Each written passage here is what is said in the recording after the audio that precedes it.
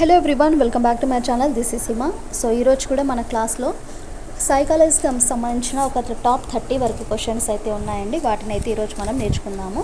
And ఈ video వచ్చేసి school assistant అలాగే ఎస్టీటీ వాళ్ళు చూస్తున్నట్లయితే బాగా హెల్ప్ అవుతుంది. సో బోత్ కూడా మనకు సేమ్ ఉంటుంది కాబట్టి కామన్ సబ్జెక్టు అందరికీ యూజ్ అవుతుంది. సో వీడియోని చివరి వరకు చూడండి. అలాగే మీకు నచ్చితే మాత్రం ఒక చిన్న లైక్ ఇవ్వండి, అలాగే సబ్స్క్రైబ్ చేయండి. సో ఫస్ట్ క్వశ్చన్ అయితే ఇంకా చూద్దామండి. అండ్ ఈ 30 క్వశ్చన్స్కి మీరైతే ఎన్ని కరెక్ట్ చేస్తారో కింద కామెంట్లు అయితే తెలియజేయండి. సో ఫస్ట్ క్వశ్చన్ చూడండి. ఈ కారకం యొక్క ప్రభావం వలన వ్యక్తి అతని యొక్క ఎమోషన్స్ భావోద్వేగాలపై సహేతుకమైన నియంత్రణను కలిగి ఉంటాడు. సో ర్యాపిడ్ రివిజన్ కింద అయితే వీడియో చేస్తున్నాను. టైం అనేది చాలా తక్కువగా ఉంది. సో మినిమం మనకు 20 డేస్ కూడా లేదు. అంటే నెక్స్ట్ మంత్ 5 నుండే మనకి ఎగ్జామ్స్ అనేవి స్టార్ట్ అవుతాయి.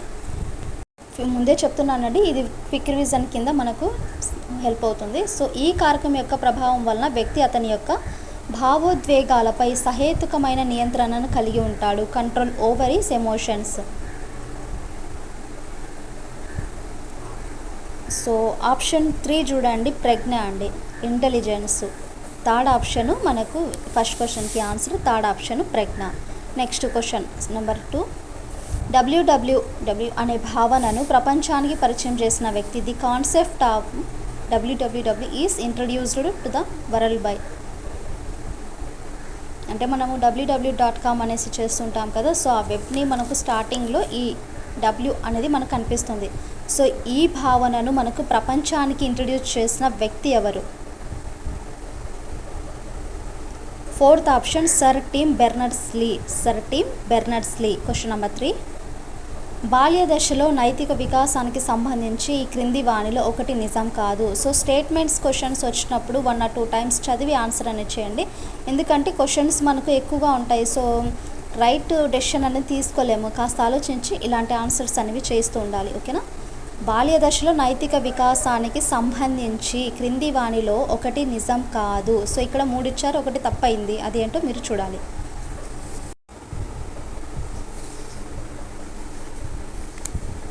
ఫోర్త్ ఆప్షన్ చూడండి. పిల్లవాడు ఈ దశలో స్వయం పాలక నైతికతను పెంపొందించుకుంటాడు.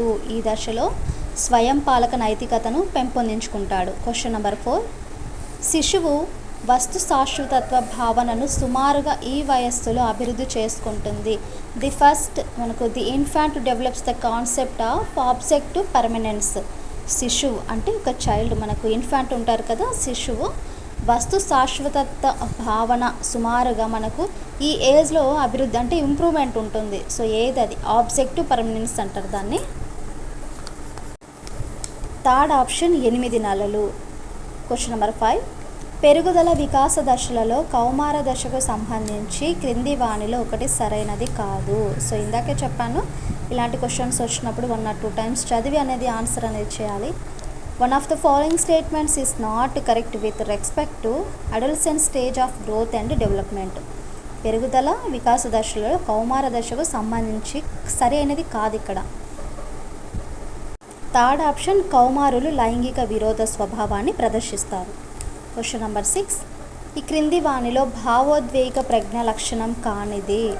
క్రింది వాణిలో భావోద్వేగ ప్రజ్ఞ లక్షణం కానిది. One of the following is not a feature of emotional intelligence.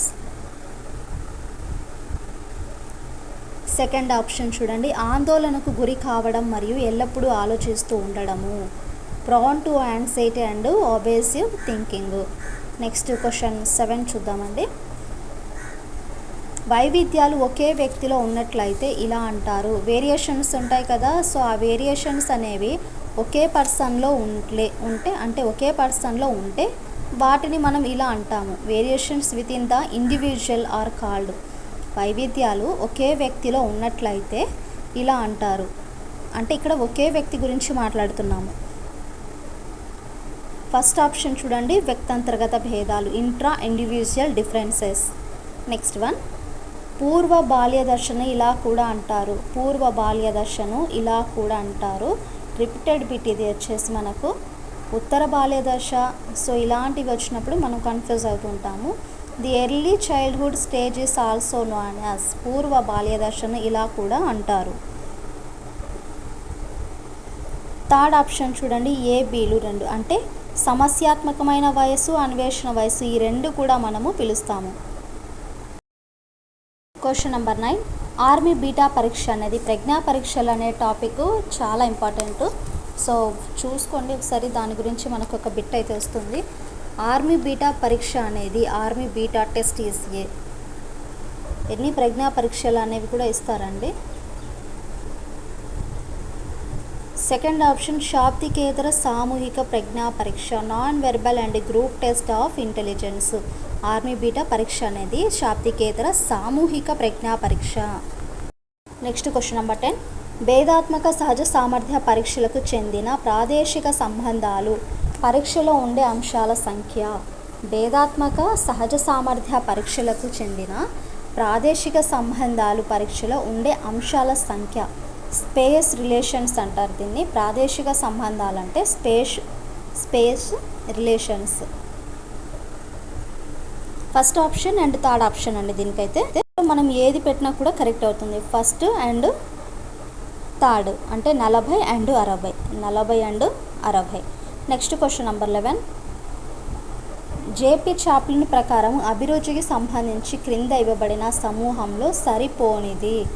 JP Chaplin ప్రకారము అభిరుచి, ఇంట్రెస్ట్ ఉంది కదా, సో ఆ ఇంట్రెస్ట్ అనేది సంబంధించి క్రింద ఇవ్వబడిన సమూహంలో సరిపోనిది. Does not fit in the group. Fourth option ability, సామర్థ్యము. అభిరుచికి సంబంధించి సమూహంలో సరిపోనిది సామర్థ్యము. నెక్స్ట్ వన్, వైఖరి మాపనులను రూపొందించిన వ్యక్తులకు సంబంధించి క్రింది వానిలో ఒకటి సరైనది కాదు.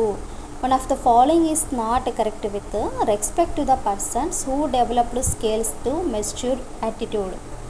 వైఖరి మాపనులు ఉన్నాయి కదా, సో ఆ వైఖరి మాపనులను రూపొందించిన వ్యక్తులకు సంబంధించి క్రింది వానిలో ఒకటి సరైనది కాదు. Fourth option Spranger. Next one, సృజనాత్మకతను నిరోధించే వాటిలో అసంపూర్తి పరిశీలన ఈ తరహాకు చెందినది. సృజనాత్మకతను నిరోధించే వాటిలో అసంపూర్తి పరిశీలన ఈ తరహాకు చెందనిది కాదు, చెందినది. Under this category. First option అవగాహన అవరోధాలు. దీన్నే మనము పర్సెప్షనల్ బ్లాక్స్ అనేసి పిలుస్తారండి. Next question 14.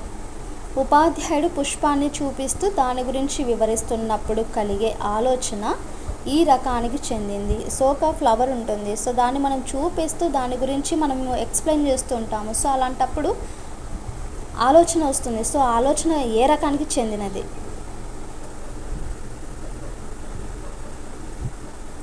ఫోర్త్ ఆప్షన్ మూర్త, కాంక్రీట్ అండి. ఫోర్త్ ఆప్షన్ మూర్త. నెక్స్ట్ 15th బిట్ చూద్దాము. గమ్యాన్ని, ఉద్దేశాన్ని అనుసరించి అంచెలంచెలుగా ఆలోచించడమే వివేచన ఈ నిర్వచనం ఇచ్చినది. సో నిర్వచనాలు వెరీ వెరీ ఇంపార్టెంట్. అందులో నుండి మినిమం మనకు 1 క్వశ్చన్ అయినా వస్తుంది. సో నిర్వచనాలు అనేది చూసుకోండి అండ్ క్లాస్ అనేది కూడా లైక్ చేయండి. గమ్యాన్ని, ఉద్దేశాన్ని అనుసరించి అంచెలంచెలుగా ఆలోచించడమే వివేచన అని నిర్వచనం స్టేట్మెంట్ అంటే మనకు డెఫినేషన్ ఇచ్చిన వారు. Third option Garrett. Next question 16. క్రింది వానిలో ప్రక్షేపకేతర పరీక్ష. One of the following is non projective test అంటారు. ప్రక్షేపకేతర పరీక్ష, non projective test.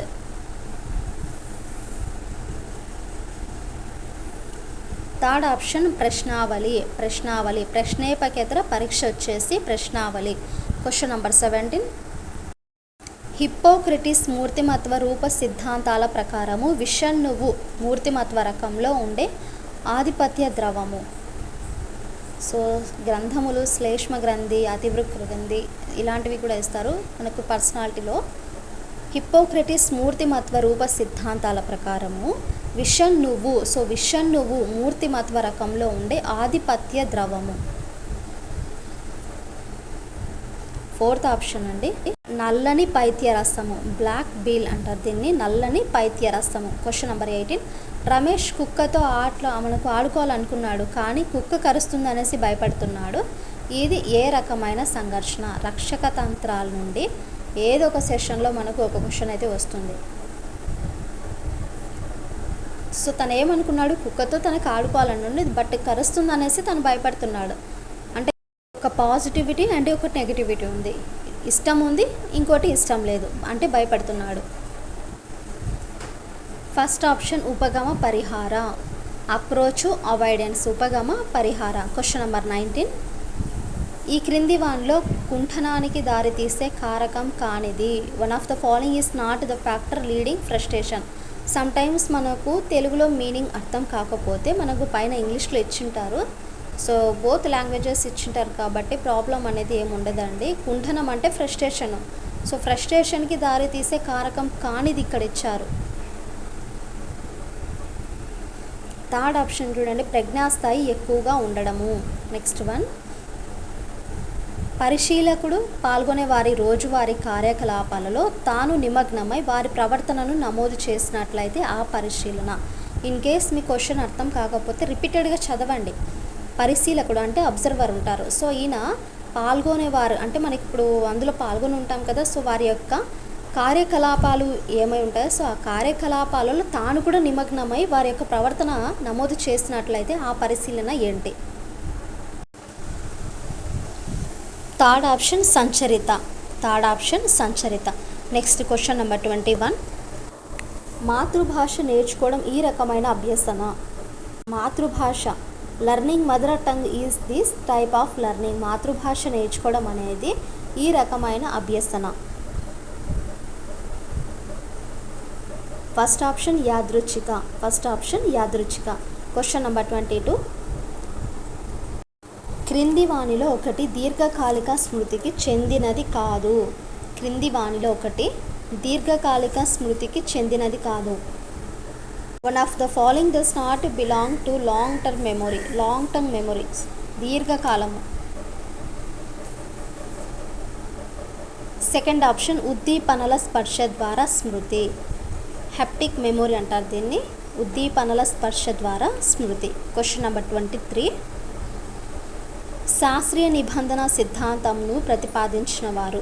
Very easiest question ఇది, డైరెక్ట్ బిట్ అండి ఇది. శాస్త్రీయ నిబంధన సిద్ధాంతంను ప్రతిపాదించినది. First option Pavlov. First option Pavlov. Question number 24. సంజ్ఞానాత్మక అభివృద్ధి గురించి క్రమబద్ధమైన అధ్యయనం చేసిన మొదటి మనోవైజ్ఞానిక శాస్త్రవేత్త. సంజ్ఞానాత్మక అభివృద్ధి గురించి క్రమబద్ధమైన అధ్యయనం చేసిన మొదటి మనోవైజ్ఞానిక శాస్త్రవేత్త. First psychologist make a systematic study of cognitive development was. Fourth option పియాజే. మొదటి మనోవైజ్ఞానిక శాస్త్రవేత్త పియాజే. Question number 25. కోహ్లర్ ప్రతిపాదించిన అంతర్దృష్టి అభ్యసన సిద్ధాంతము ఈ అభ్యసన దృక్పథానికి ఉదాహరణ. The Kohler learning by insight is an example of this perspective learning. Kohler ప్రతిపాదించిన అంతర్దృష్టి అభ్యసనం ఉంది కదా, సో ఈ సిద్ధాంతము ఈ అభ్యసన దృక్పథానికి ఒక ఎగ్జాంపుల్. సెకండ్ ఆప్షన్ సంజ్ఞానాత్మక కాగ్నిటివ్. సెకండ్ ఆప్షన్ సంజ్ఞానాత్మక. Next question. సమూహ నిర్వహణలో ప్రభావితం చేసే మార్పులను తీసుకొచ్చేవాడే నాయకుడు అని చెప్పినది. ఇది మనకు సెకండ్ డెఫినేషన్ అండి ఈ వీడియోలో. సమూహ నిర్వహణలో ప్రభావితం చేసే మార్పులను తీసుకొచ్చేవాడే నాయకుడు అని చెప్పినది. Second option Cattell. Second option Cattell. Leader is one who brings effective changes in group management అన్నది. Next one. సార్వత్రిక ఉచిత నిర్బంధ ప్రాథమిక విద్యపై సంబంధించి రాజ్యాంగంలోని article. So articles very important ఇక్కడ. సార్వత్రిక ఉచిత నిర్బంధ ప్రాథమిక విద్యకు సంబంధించి రాజ్యాంగంలోని ఏ ఆర్టికల్ చెప్తుంది మనకు?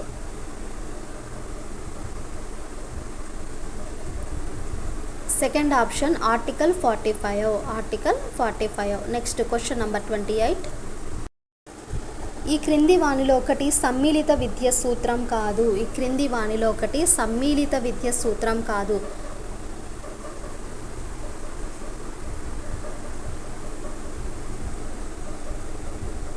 సెకండ్ ఆప్షన్ వికలాంగులైన పిల్లలు మామూలు పిల్లలంతా సమర్థులు కారు. Disable children are not competent as normal child. అంటే ఒకటి సమ్మిళిత విద్య సూత్రం కాదు. సెకండ్ ఆప్షన్ అండి. Question number 29. కార్లెటన్ వాష్బర్న్ రూపొందించిన విద్యార్థి కేంద్రీకృత బోధన విధానము. కార్లెటన్ వాష్బర్న్ రూపొందించిన విద్యార్థి కేంద్రీకృత బోధన విధానము.